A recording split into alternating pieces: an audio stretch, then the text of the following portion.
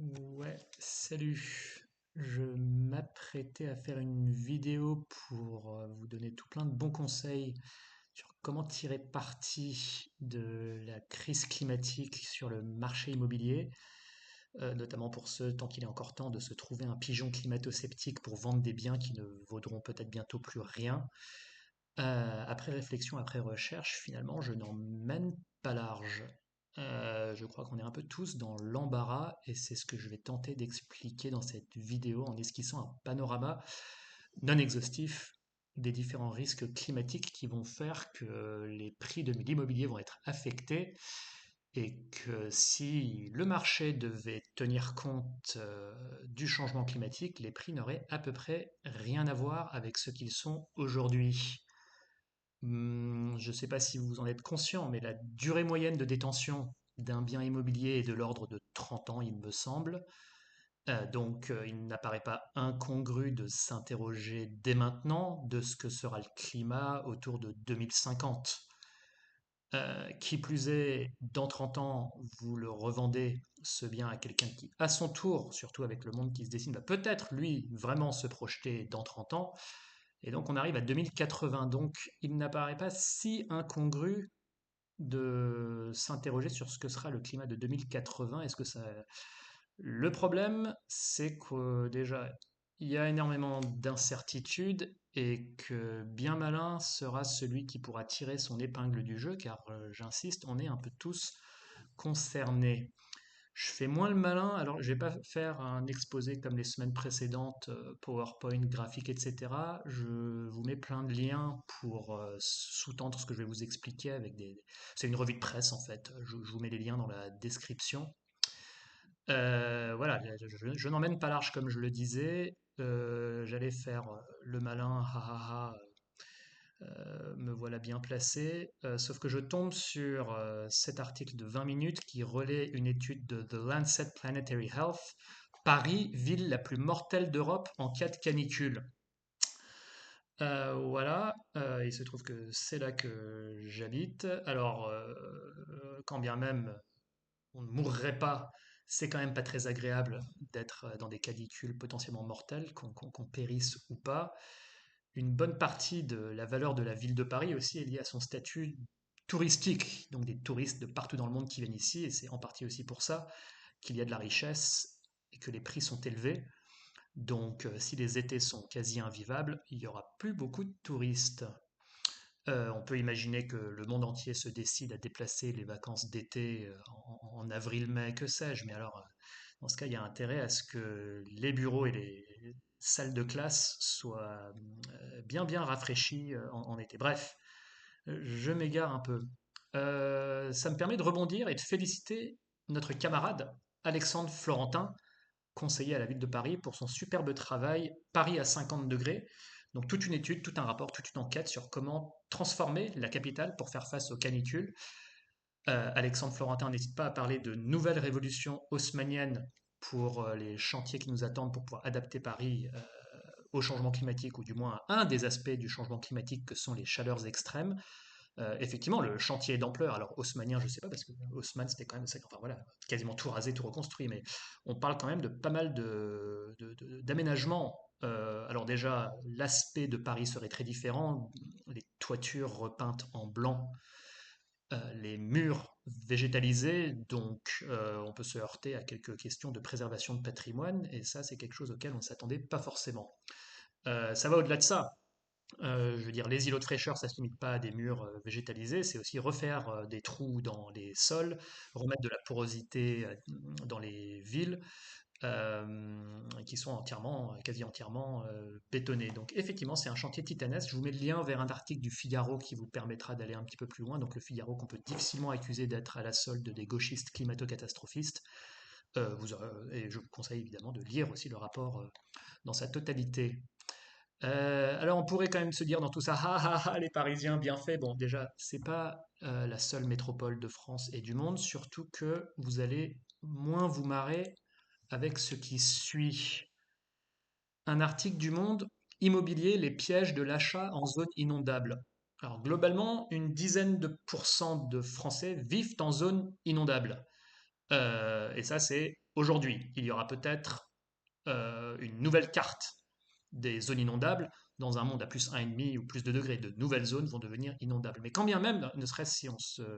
là, c'est pas l'article du Monde qui le dit, c'est moi, entre des oui-dire et d'autres recherches.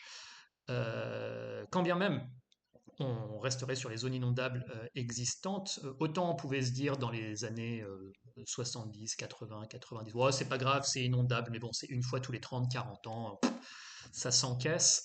Oui, une fois tous les 30, 40 ans, pourquoi pas. Une fois que ça devient tous les 10 ans, c'est un petit peu plus gênant, surtout qu'on parle d'inondations plus intenses que celles de jadis. Et une fois, je sais pas, que ça devient tous les 3, 4 ans, je sais pas si c'est un monde à plus 2 ou plus 3 degrés. Et il y a beaucoup d'incertitudes sur ces sujets-là. Il faut être humble par rapport à ça. D'ailleurs, ce qu'on voit se multiplier là en ce début des années 20, c'est plutôt les sécheresses que les inondations. Peut-être qu'il y aura d'autres périodes où ce sera surtout le tour des inondations, voire les deux en même temps, voilà, qui alternent. Bref, faut être humble par rapport à ça. Il y a beaucoup de choses qui se passent avec le changement climatique qui ont plutôt tendance à nous surprendre. Toujours est-il que la fréquence et l'intensité des événements climatiques extrêmes, dont les inondations, va augmenter. Et donc, on n'est plus du tout dans le même monde si on parle d'inondations, non pas tous les 30, 40 ans dans tel ou tel territoire, mais tous les 3, 4 ans. Concrètement, on parle du risque que les assureurs fuient ces territoires-là, qui sont un peu partout en France, et donc que les biens ne soient plus assurés. À cet effet, je vous conseille d'aller regarder l'excellente étude passionnante du cabinet de conseil Sinon Virgule, faite sur la commande de la Caisse des dépôts, la Maïf et la Massif. L'étude s'intitule Peut-on assurer un monde qui s'effondre? Je vais recevoir un des auteurs de l'étude sur mon podcast prochainement. Je diffuserai. Très intéressant, ça projette dans le futur de l'assurance au regard de tout ce qu'on est en train de raconter ici sur l'immobilier. Si vous vous croyez à l'abri des canicules en zone urbaine et des inondations, vous allez peut-être moins vous marrer en lisant cet article du CEREMA sur le phénomène de retrait-gonflement des sols argileux. Je vous mets l'article en lien, bien sûr. On parle de 10 millions de maisons individuelles très exposées, vous verrez les définitions, au risque de retrait-gonflement des sols argileux, et c'est 2 fois plus qu'en 2017. Donc concrètement, c'est des murs qui se fissurent. Hein. Concrètement, c'est des murs qui se fissurent, des travaux gigantesques, enfin du moins potentiellement coûteux à faire, et aussi une valeur de votre maison qui risque de chuter. Certains villages voient déjà 50 voire 60% de leurs habitations soumises à ce phénomène, et donc concrètement des murs qui se fissurent, et on est qu'en 2023. Si vous avez investi dans un chalet en montagne en vous disant, même en haute montagne, Courchevel, Méribel, c'est super, c'est formidable, c'est un bel investissement déjà, moi, pour aller skier. Et puis en plus, c'est prisé par les Russes, enfin, plus maintenant, bon, prisé par les Saoudiens, bientôt les Chinois, enfin, les Britanniques, c'est formidable, le monde entier, Courchevel, Méribel, etc., c'est génial. Ou alors en plus basse montagne, bon. Vous risquez aussi de déchanter. Alors là, je vous mets un lien vers un article du ministère de la Transition écologique sur la fonte des neiges et des glaciers de montagne. C'est assez éloquent. Vous trouverez beaucoup de ressources sur le futur du ski.